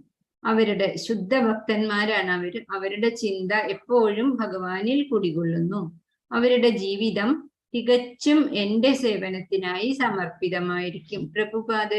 പ്രഭുപാദരുടെ ജീവിതം ഒരു 69 വയസ്സ് മുതല് ഉള്ള 10-15 വർഷം അദ്ദേഹം പുറം ലോകത്തൊക്കെ പോയിട്ട് എത്ര അവശത ഉണ്ടെങ്കിലും അതൊന്നും വകവെക്കാതെ മറ്റുള്ളവർക്ക് കൂടി സന്തോഷം ഉണ്ടാവട്ടെ എന്ന് വിചാരിച്ചിട്ടാണ്. ഈ ലക്ഷക്കണക്കിന് ഒരുപാട് ഹിമാലയത്തിലും ആ തണുപ്പിലും മഞ്ഞിലും ഒക്കെ അവരിരുന്ന് തപസ് ചെയ്തിട്ട് അവർക്ക് മാത്രം സത്യം മനസ്സിലായാൽ പോരാ എന്ന് വിചാരിച്ചിട്ട് അവര് ബാക്കിയുള്ളവർക്കും കൂടി പറഞ്ഞു കൊടുക്കുന്നത് അതുകൊണ്ടാണ് അവരുടെ ജീവിതം എന്റെ സേവനത്തിനായി സമർപ്പിതമായിരിക്കും.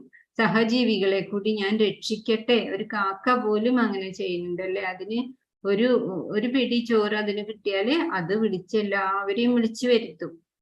അപ്പൊ നമ്മളാണെങ്കിൽ അങ്ങനെ ചെയ്യുന്നില്ല. എനിക്ക് അറിഞ്ഞത് മറ്റുള്ളവർക്ക് അറിയണ്ടെന്ന് വിചാരിക്കരുത് എന്നാണ് ഭഗവാൻ പറഞ്ഞത്. അത് ഭഗവാന്റെ ഭക്തന്മാരുടെ ലക്ഷണമല്ല.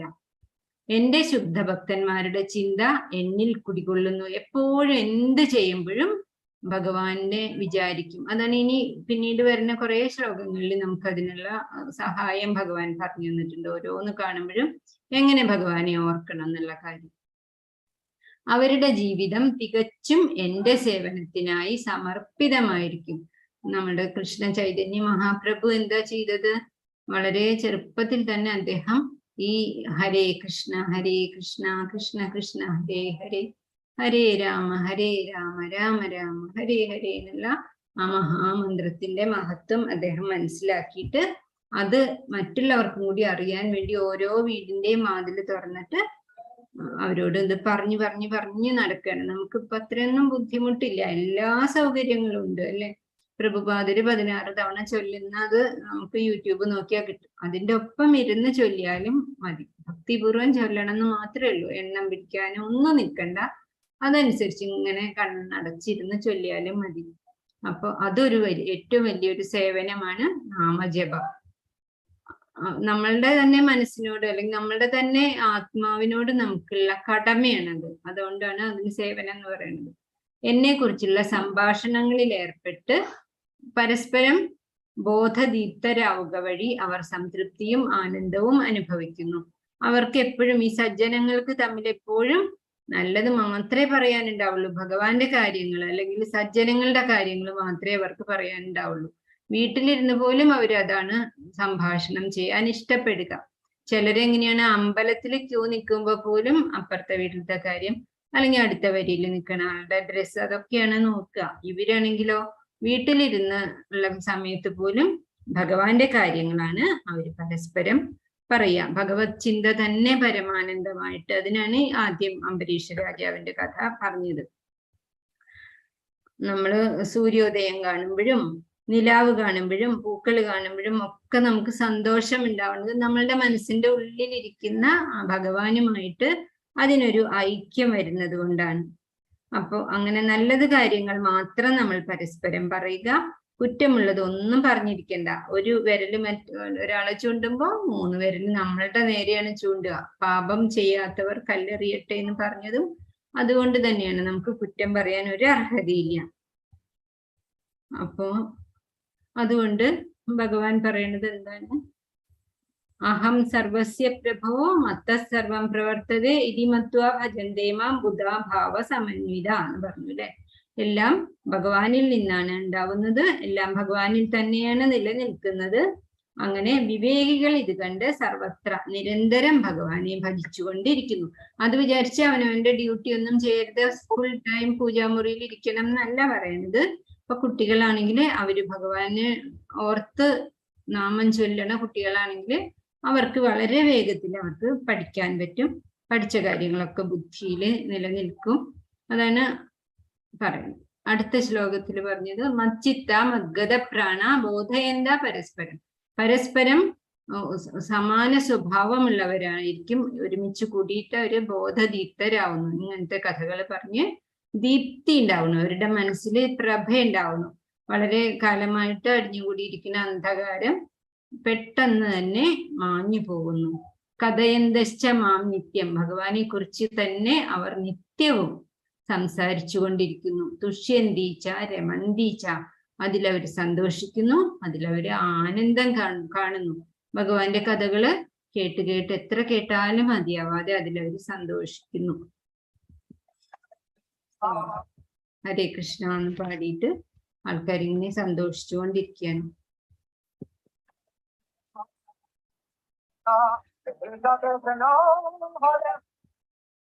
അടുത്ത ശ്ലോകം മച്ചിത്താമഗത പ്രാണ ബോധയന്ത പരസ്പരം കഥയന്തശ്ച മാം നിത്യം തുഷ്യന്തി ചാരമന്തി ച. എന്റെ ലീലകളെ കുറിച്ച് അവര് പറഞ്ഞ് അവര് സന്തോഷിക്കുന്നു, അതിലവര് ആനന്ദം കണ്ടെത്തുന്നു. ഇപ്പൊ അടുക്കളയില് പച്ചക്കറി അരിയാണെങ്കിലും ഭക്ഷണം പാകം ചെയ്യാണെങ്കിലും വീട് അടിച്ചു വാരി വൃത്തിയാക്കി തുടക്കുകയാണെങ്കിലും എന്ത് ചെയ്യാണെങ്കിലും സ്കൂളിലേക്ക് പോണ വഴിയിലാണെങ്കിലും അതുപോലെ പരസ്പരം സംഭാഷണം ചെയ്യുമ്പോഴാണെങ്കിലും കുട്ടിയെ മടിയിൽ വെച്ച് കളിക്കുകയാണെങ്കിലും ഒക്കെ ഭഗവാന്റെ രൂപം മനസ്സിൽ നിന്ന് മായാതെ നിൽക്കണം. അതാണ് ഭഗവാനോടുള്ള ഭക്തിയുടെ ഏറ്റവും പ്രധാനമായ ലക്ഷ്യം. അങ്ങനെയുള്ളവർക്കാണ് ദിവ്യമായ ആനന്ദം എപ്പോഴും ആസ്വദിക്കാനുള്ള ഭാഗ്യം ഉണ്ടാവുക. സംതൃപ്തിയും ആനന്ദവും അവർ എപ്പോഴും അനുഭവിച്ചുകൊണ്ടേയിരിക്കുന്നു. ഗോപികമാരൊക്കെ അതാണ്. അല്ലാതെ അവര് വെറും ഒരു മനുഷ്യനായിട്ടല്ല ഭഗവാനെ കണ്ടത്. അവര് അത് ഗോപികാ ഗീതത്തിൽ പറയുന്നുണ്ട്. നിങ്ങൾ ഭഗവാനെ അവിടുന്ന് നഖലു ഗോപികാനന്ദനോ ഭവാൻ സകല ജീവദേഹിനാം അന്തരാത്മദൃക് എന്ന് പറയുന്നുണ്ട്. അവിടുന്ന് എല്ലാ ദേഹം എടുത്ത എല്ലാവരുടെയും ഉള്ളിലെ അന്തരാത്മാവാണ് എന്ന് ഞങ്ങൾക്കറിയാം. അല്ലാതെ യശോദ എന്ന് പറയുന്ന ഒരു ഗോപികയുടെ നന്ദനായിട്ടല്ല ഭഗവാനെ ഞങ്ങൾ കാണുന്നത് എന്ന് പറഞ്ഞു. അതല്ലേ ഭഗവാൻ ഒരിക്കൽ തലവേദന വന്നു എന്ന് നാരദ മഹർഷിയുടെ ഒരു കഥയിലില്ലേ? നാരദ മഹർഷി വന്നിട്ട് ഗോപികമാരുടെ അടുത്ത് പറയണ. അതിനു മുമ്പ് നാരദ മഹർഷി പലരോടും ചോദിക്കും, ഭഗവാന് തലവേദനയാണ്, തലവേദന മാറാൻ എന്താ ചെയ്യാന്ന് ചോദിച്ചപ്പോ കാലിന്റെ അടിയിലെ മണ്ണ് വേണം. അപ്പൊ എല്ലാവർക്കും അയ്യോ ഭഗവാന് നമ്മളുടെ കാലിന്റെ അടിയിലെ മണ്ണോ അതൊരിക്കലും കൊടുക്കാൻ പറ്റില്ല എന്ന് അവര് പറഞ്ഞു. ഞങ്ങൾക്ക് പാപം കിട്ടുന്നു. അങ്ങനെ പോയി ഗോപികമാരുടെ അടുത്ത് പോയിപ്പോ അവരെന്താ പറഞ്ഞത്? എത്ര വേണമെങ്കിൽ ഞങ്ങൾ തരാം, എന്ത് പാപം ഞങ്ങൾക്ക് കിട്ടിയാലും വേണ്ടില്ല, ഭഗവാന്റെ തലവേദന മാറട്ടെ എന്ന് പറഞ്ഞു. അതായത് അത്രക്കേറെ അവർക്ക് ഇഷ്ടമാണ്. അവരുടെ ഉള്ളിലിരിക്കുന്ന ആളായിട്ട് തന്നെയാണ്. സകല ദേഹിനാം അന്തരാത്മാവായിട്ടാണ് അവര് ഭഗവാനെ കണ്ടതെന്ന്. അത് ഭാഗവതം ശരിക്കും വായിച്ച് മനസ്സിലാവാത്തവരാണ് ഈ അങ്ങനെയല്ല എന്നൊക്കെ വിചാരിക്കണത്. 10ാമത്തെ ശ്ലോകത്തിൽ എന്താ പറയണേ? തേഷാം സതതയുക്താനാം ഭജതാം പ്രീതിപൂർവകം ദദാമി ബുദ്ധിയോഗം തം യേന മാം ഉപയാന്തി തേ. ഭഗവാൻ ഭക്തന് ഒരു സമ്മാനം കൊടുക്കും. എന്ത് സമ്മാനമാണ്? ബുദ്ധി, നല്ല ബുദ്ധിയാകുന്ന യോഗം ഭഗവാൻ തരും. പ്രേമപൂർവം ഭഗവാനെ സദാ ആരാധിക്കുന്നവർക്ക് എന്നെ പ്രാപിക്കാൻ ഉതകുന്ന ബുദ്ധിവിശേഷം ഞാൻ നൽകും. പിന്നെ എന്താണ് വേണ്ടത്?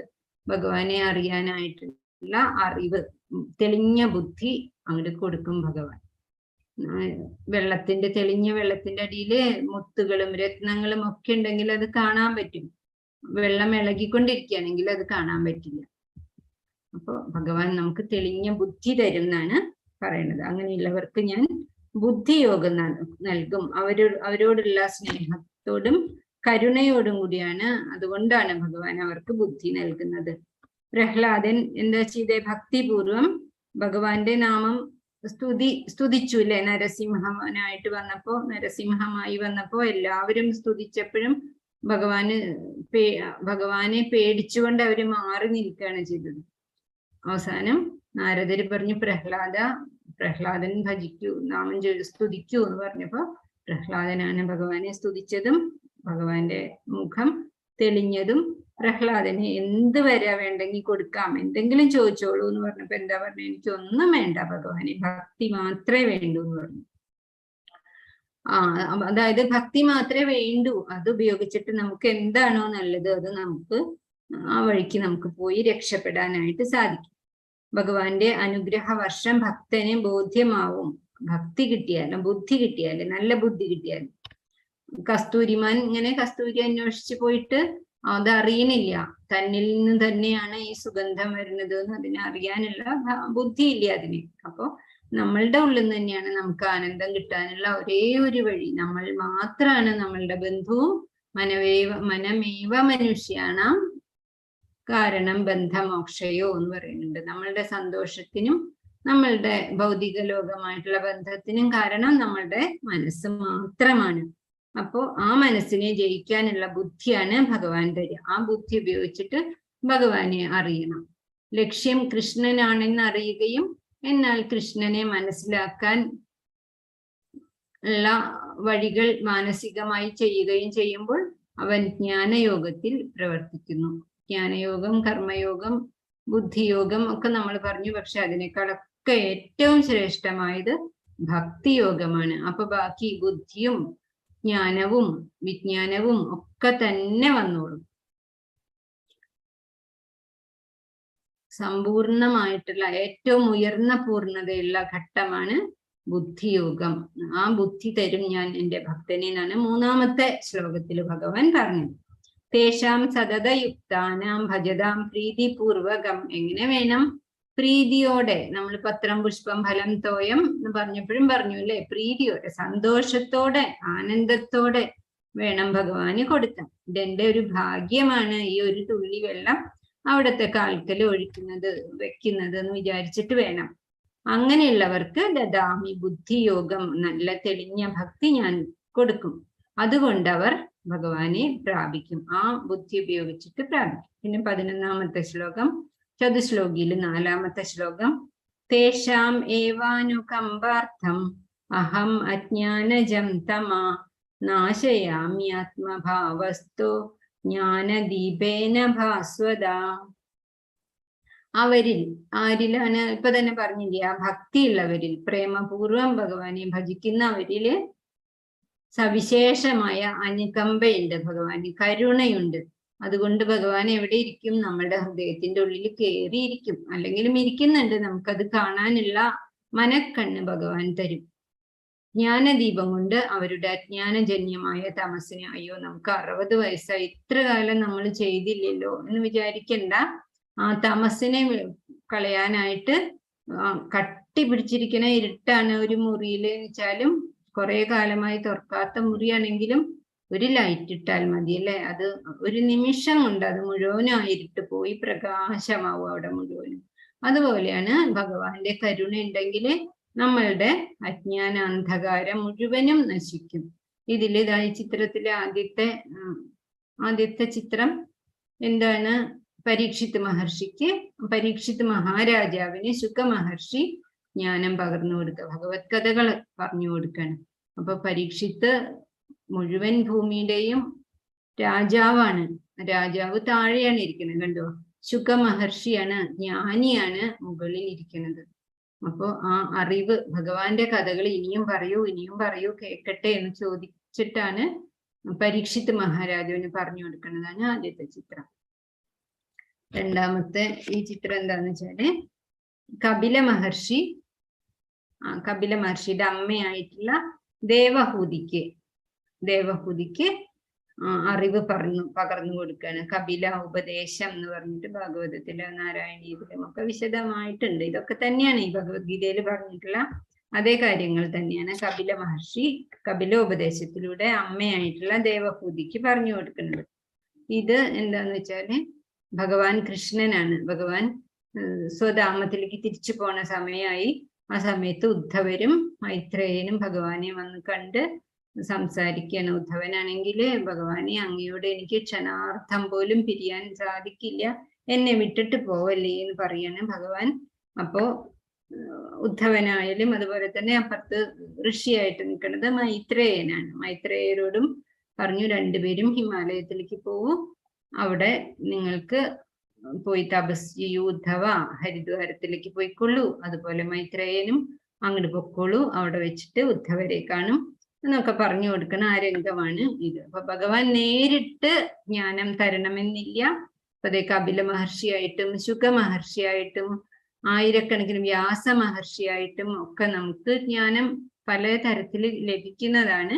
നമ്മൾ അത് സ്വീകരിക്കാൻ തയ്യാറാവണം. നമ്മളുടെ പാത്രം വൃത്തിയാക്കി വെക്കണം, അല്ലെങ്കിൽ അതിൽ ഒഴിക്കുന്ന വെള്ളമായാലും പാലായാലും എന്തായാലും അത് കേടുവരും. അപ്പൊ നമ്മളുടെ മനസ്സ് ശുദ്ധമായിട്ട് വെക്കണം. അസൂയാവട്ടെ, മറ്റുള്ളവരോടുള്ള വിഷമങ്ങളാവട്ടെ, അസഹിഷ്ണുതയാവട്ടെ, ഒന്നും ഉണ്ടാവാൻ പാടില്ല. അപ്പൊ ഈ 4 ശ്ലോകം വളരെ പ്രധാനപ്പെട്ടതാണ്. 8, 9, 10, 11 അതിനെയാണ് ചതുശ്ലോകി ഗീത. 10-ാമത്തെ അധ്യായത്തില് 8 തൊട്ട് 11 വരെയുള്ള ശ്ലോകങ്ങൾ. അറിവില്ലായ്മയാകുന്ന ഇരുട്ടിനെ ഭഗവാൻ ജ്ഞാനദീപം കൊണ്ട്, നമ്മൾ ഈ തുടക്കത്തില് അജ്ഞാന അന്ധകാരസ്യ ജ്ഞാനാഞ്ജനശലാകയ എന്ന് പറയുന്നത് അത് തന്നെയാണ്. നമ്മളുടെ മനസ്സിലെ അന്ധകാരം ഇരിക്കുന്നതിനെ അറിവാകുന്ന ദീപം കൊണ്ട് ഭഗവാനെ അകറ്റിത്തരണേ, നമ്മളുടെ ഇരുട്ടിനെ അകറ്റിത്തരണേ ഭഗവാനെ എന്ന് പ്രാർത്ഥിക്കാൻ. അപ്പോ മാത്രമാണ് നമുക്ക് സ്വയം തിരിച്ചറിയാൻ പറ്റുള്ളൂ. അങ്ങനെ ഭഗവാന്റെ പോലെയുള്ള രൂപമാവും നമ്മൾ. ഭഗവത് ധാമത്തിലൊക്കെ എത്തിയാൽ എല്ലാവരും ഭഗവാന്റെ പോലെയുള്ള രൂപമാവും എന്നാണ് പറയുന്നത്.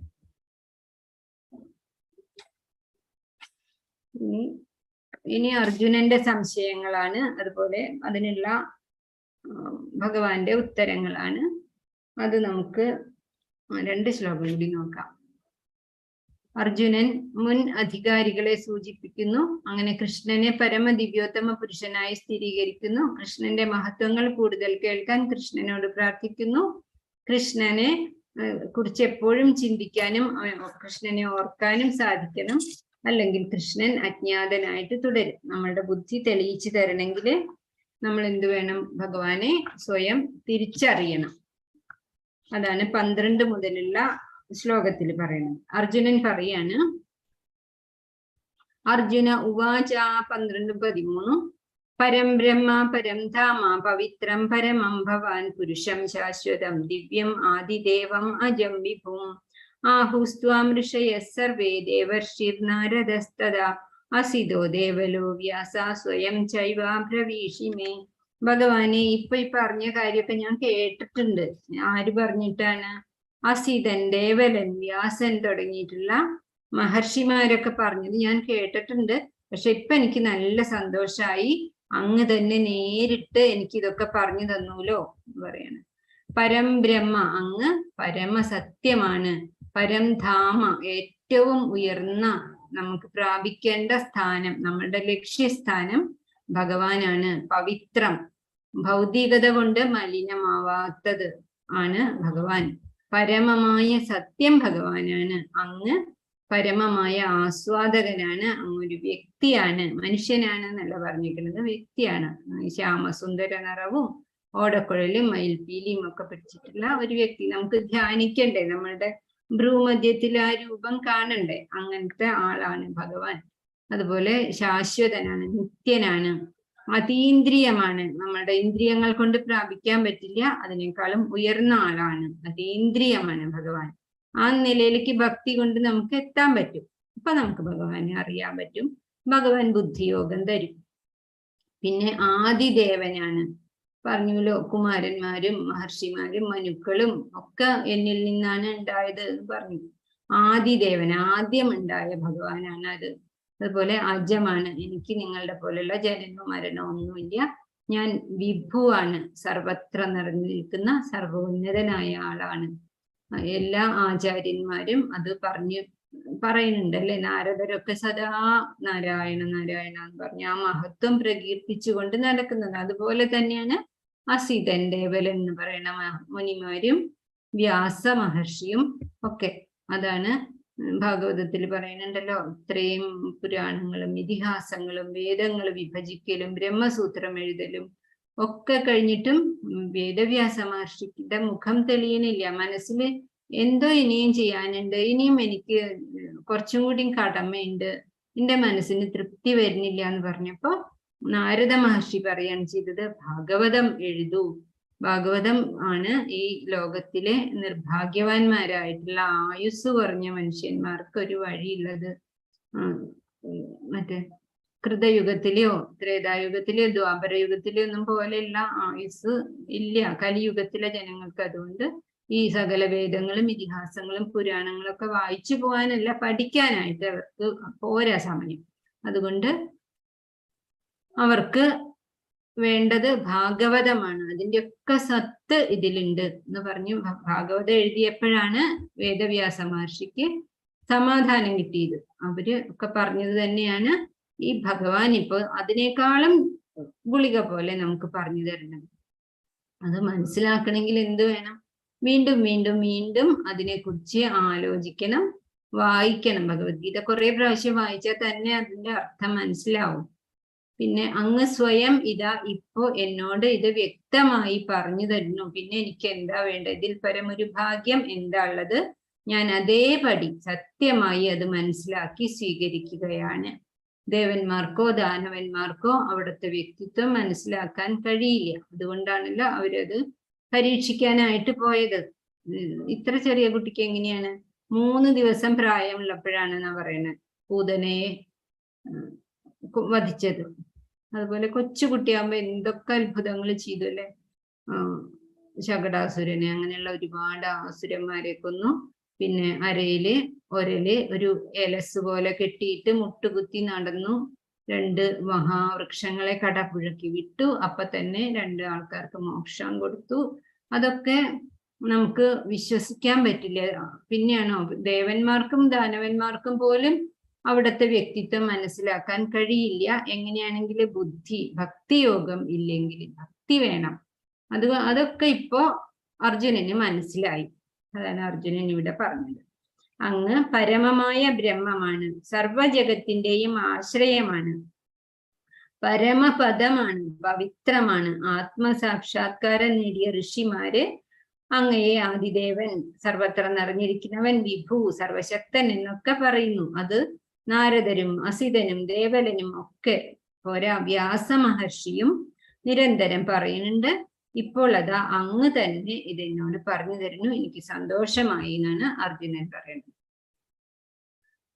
ഇനി ഭഗവാൻ പറയണത് 18ാമത്തെ ശ്ലോകം വരെ അർജുനന്റെ സംശയമാണ്. നമുക്ക് നാളെ പറയാട്ടോ.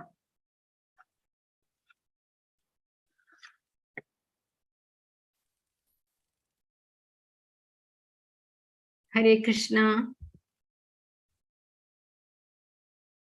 ഹരേ കൃഷ്ണ. ഹരേ കൃഷ്ണ. നമുക്ക് ശിഷ്ടാഷ്ടകത്തിലത്തെ ഒരു ശ്ലോകം കൂടെ നോക്കിയാലോ? ശ്രീജ മാതാജി ഉണ്ടോ? ഹരേ കൃഷ്ണ. ഹരേ കൃഷ്ണ. മാതാജി, നമ്മള് 3 ശ്ലോകല്ലേ പഠിച്ചത്? അതെ, ഒന്നാമത്തെ ചൊല്ലട്ടെ? ചൊല്ലിക്കോളൂ. 3 ചൊല്ലിക്കോളൂ. അല്ലെങ്കിൽ വേറെ ആരാന്ന് വെച്ചാൽ ഒന്ന് ഹാൻഡ് റൈസ് ചെയ്താ ചൊല്ലാം. ചൊല്ലിക്കോളൂ. ഹരേ കൃഷ്ണ. ഒന്നാമത്തെ ശ്ലോകം. ചേതോദർപ്പണമാർജനം ഭാവാഗ്നി നിർവാപണം ശ്രേയകൈരവചന്ദ്രികാ വിതരണം വിദ്യാവധൂ ജീവനം. രണ്ടാമത്തെ ശ്ലോകം. നാമകാരി ബഹുധാ നിജ സർവശക്തിഃ തത്രാർപ്പിതാ നിയമിത സ്മരണേന കാലഃ ഏതാദൃശീ തവ കൃപാ ഭഗവൻ മമാഭി. മൂന്നാമത്തെ ശ്ലോകം. ഭഗവാൻ മമാഭി ദുർദൈവമീദൃശ മഹാജനീനാനുരാഗ അല്ലെ. മമാഭി ദുർദൈവമീദൃശം ഇഹാജനീന അനുരാഗഃ. മൂന്നാമത്തെ ശ്ലോകം. തൃണാദപി സുനീചേന താരോരപി സഹിഷ്ണുന അമാനിനാ മാനദേന കീർത്തനീയ സദാ ഹരിഃ. ഹരേ കൃഷ്ണ. ഹരേ കൃഷ്ണ. അപ്പൊ 4ാമത്തെ ആണോ ഇനി വേണ്ട? 4ാമത്തെ എന്നൊന്ന് പറയാം. ഭഗവാൻ നാമത്തിന്റെ മഹാത്മ്യം മാത്രാണ് ശ്രീകൃഷ്ണ ചൈതന്യ മഹാപ്രഭു ആകെ എഴുതിയിട്ടുള്ള ഈ 8 ശ്ലോകങ്ങളും അത് തന്നെയാണ്. ശ്രീകൃഷ്ണ സങ്കീർത്തനം എങ്ങനെയുള്ളതാണ് എന്ന് ആദ്യത്തെ ശ്ലോകത്തിൽ പറഞ്ഞു. പിന്നെ ഭഗവാൻ തന്നെയാണ് ഭഗവാന്റെ നാമം, എന്നിട്ടും നമുക്കത് ചൊല്ലാൻ തോന്നണില്ലല്ലോ, നമ്മൾ എത്ര നിർഭാഗ്യവാനാണ് എന്ന് 2ാമത്തെ ശ്ലോകത്തിൽ പറഞ്ഞു. 3ാമത്തെ ശ്ലോകത്തിൽ ഭഗവാന്റെ ഭക്തന്മാരുടെ കാര്യം പറഞ്ഞു. തൃണാദപി സുനീചേന, ഒരു പുല്ലിനേക്കാളും വിനയമുള്ളവനാവണം. ദുർവാസാവിന്റെ കഥയിൽ നമ്മൾ പറഞ്ഞില്ലേ, തപസ്സും ഉപാസനകളും ഭക്തിയും ഒക്കെ ഫലവത്താവുന്നത് എപ്പോഴാണ്? വിനയത്തോടു കൂടിയുള്ളതാവുമ്പോഴാണ്. തൃണാദഭിസുനീജന, പുല്ലിനേക്കാളും വിനയമുള്ളതാവണം. തരോരഭിസഹിഷ്ണുത, വലിയ മരത്തിന്റെ പോലെ നമ്മൾ എന്തു സഹിക്കാനുള്ള ശക്തി നേടണം. അമാനിന ആവണം, നമുക്ക് ഒട്ടും അഹങ്കാരം ഉണ്ടാവാൻ പാടില്ല. മാനദേന, മറ്റുള്ളവരോട് നമുക്ക് ബഹുമാനം ഉണ്ടാവണം. കീർത്തനീയ സദാഹൃതി, അങ്ങനെയുള്ള ഒരാളായാലേ നമുക്ക് സദാഹൃദയത്തിൽ ഭഗവാനെ സ്തുതിക്കാനായിട്ട് സാധിക്കുള്ളൂ. അങ്ങനെ ജപിക്കുമ്പോഴേ അതിന്റെ ഫലം കാണുള്ളൂ. 4ാമത്തെ ശ്ലോകം. ന ധനം ന ജനം ന സുന്ദരീം കവിതാം വാ ജഗദീശ കാമയേ മമ ജന്മനി ജന്മനി ഈശ്വരേ ഭവദാത് ഭക്തിരഹൈതുകി ത്വയി. അങ്ങയിൽ എനിക്ക് അഹൈതുകിയായിട്ടുള്ള ഭക്തി തരണേ. ഹേതുവിനായിട്ടുള്ള ഒരു ആവശ്യത്തിനും അല്ലാതെയുള്ള ഭക്തി എനിക്ക് തരണേ. എനിക്ക് ധനം വേണ്ട, ജനം, എനിക്ക് ഒരു സേവകരും ഒരു അനുയായികളും എനിക്ക് ആവശ്യമില്ല. സുന്ദരിയും, എനിക്ക് സ്ത്രീകളോ അല്ലെങ്കിൽ സുന്ദരിമാരോ ഒന്നും വേണ്ട. കവിതാംബ, എനിക്ക് അങ്ങനത്തെ വലിയ ജ്ഞാനങ്ങളൊന്നും ആവശ്യമില്ല. സാഹിത്യമൊന്നും എനിക്ക് അറിയണ്ട.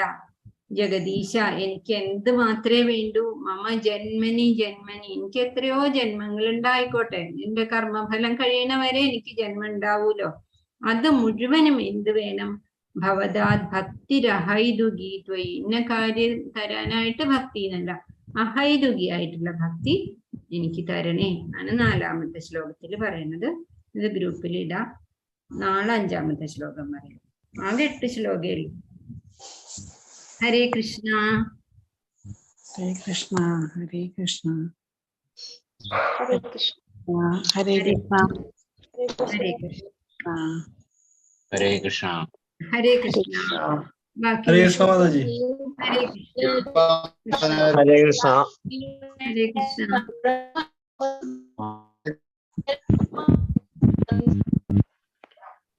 ഹരേ കൃഷ്ണ മാതാജി. ഹരേ കൃഷ്ണ. നാളെ കാണാം. നാളെ 7:50. ശ്ലോകം ഇടുവോ? 1 മുതൽ 4 വരെയുള്ള ശ്ലോകം ഗ്രൂപ്പിൽ ഇടുവോ? ഇടാട്ടോ. പിന്നെ 4 ശ്ലോകം കൂടി ഉള്ളൂ. ഇതിൽ ആകെ 8 ശ്ലോകേ ഈ കൃഷ്ണ ചൈതന്യ മഹാപ്രഭു ആകെ എഴുതിയിട്ടുള്ളൂ. ഭക്തിയെ കുറിച്ചിട്ടുള്ളതാണ് അത്. 4 എണ്ണം ഒന്നും കൂടി ഇന്ന് തന്നെ ഇടാം. ഹരേ കൃഷ്ണ. ഹരേ കൃഷ്ണ.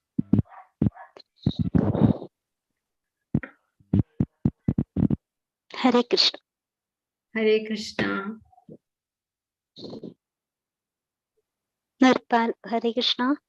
പൈൻറ്റപ്പല്ലേ? ഹരേ കൃഷ്ണ മാതാജി. ഹരേ കൃഷ്ണ. ഹരേ കൃഷ്ണ. മീറ്റിംഗ് നിർത്താം അല്ലേ? ക്ലാസ്. ഓക്കെ.